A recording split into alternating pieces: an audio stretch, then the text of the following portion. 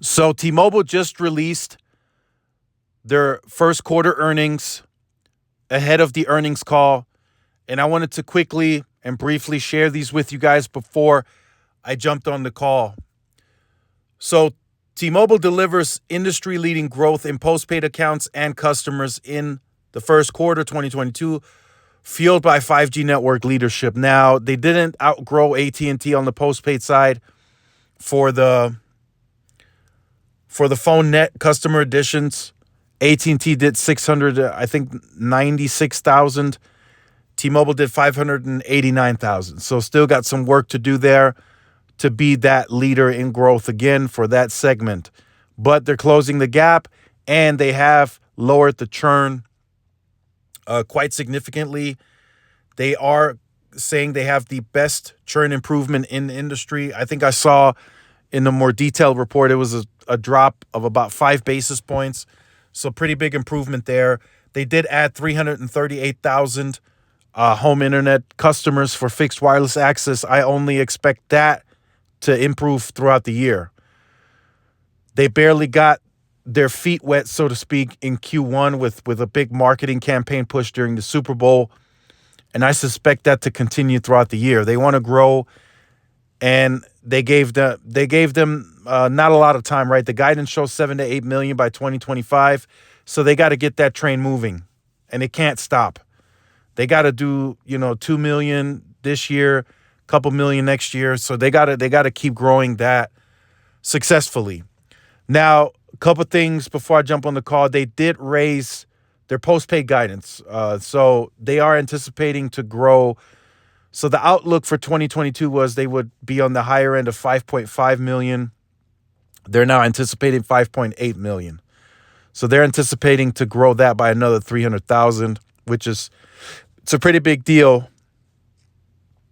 on consumer wireless. It shows that they're still anticipating similar growth levels that we've seen from them these past few years. They did raise the capex by about 100 million from what I saw. So not a big increase, but it's still an increase nonetheless. They're pushing the network. So the network now 2.5, they cover 225 million people, up from 210 at the end of 2021. So again, this kind of shows you getting that rural footprint covered with mid-band takes a bit longer, actually much longer. I mean, we're almost halfway through the year, and they're at 225. So getting to 250, 260, it's going to take a lot of landmass to cover. So Neville seemed to be right on that it would take them 3 times the landmass to cover the mid-band footprint. They are now at 315 million people covered with the extended range low band N71 5G. That's across 1.8 million square miles of their footprint, or of the United States geographical footprint. So that's good to see. I'm guessing making some headwind there. That's gonna take Verizon and AT&T probably the longest to get there, especially since there's still supply chain issues with the DSS radios. So that's gonna take some time, or I should say NR radios. Overall, there's still a shortage. It's getting better, but they're still having some shortage in the supply chain. So again, this is a good quarter for T-Mobile, which we had an understanding that it would be. We'll see what they say during the Q&A at the earnings call. See if there's anything to report on that. I'm sure there will be. There'll probably be some updates. But again, financials still relatively weak if you compare them to Verizon and AT&T, right? Revenue, intake, profits probably still double, triple to what less than what AT&T and Verizon make, right? That's going to probably be a bit better as we go through this year and next year, right? They're anticipated to cut through that. I think they grew their free cash flow by like 26%, 1.6 billion, so that's good. They're anticipating to make about $17-18 billion free cash flow range by 2025. Their revenue intake will be much higher, so they're going to get there eventually. They're slowly but surely cutting into that Verizon and AT&T growth.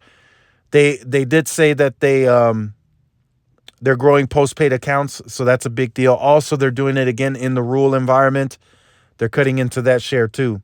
So we'll see what they announce. We'll see if we hear anything on enterprise, if they maybe announce any bigger enterprise dealings. We'll see. We'll see if they get asked about the security breaches. I doubt it. Again, the churn is just lowering. So I've said this in the past videos. Anything negatively that's said about T-Mobile, it doesn't seem to affect them much. The churn never spiked big enough, other than what we've seen with the Sprint people leaving. That was probably the biggest churn we've seen on T-Mobile's side for a long time now, in terms of elevated churn. But now they're already lowering that churn very quickly. So people must like the network, and they must really like the price they pay. Which is why I said in the video yesterday, this leads me to believe Verizon may have to lower price, but we'll see. We'll definitely see. So stay tuned for more. Make sure you guys like, share, subscribe, and I'll see y'all in the next one. Peace.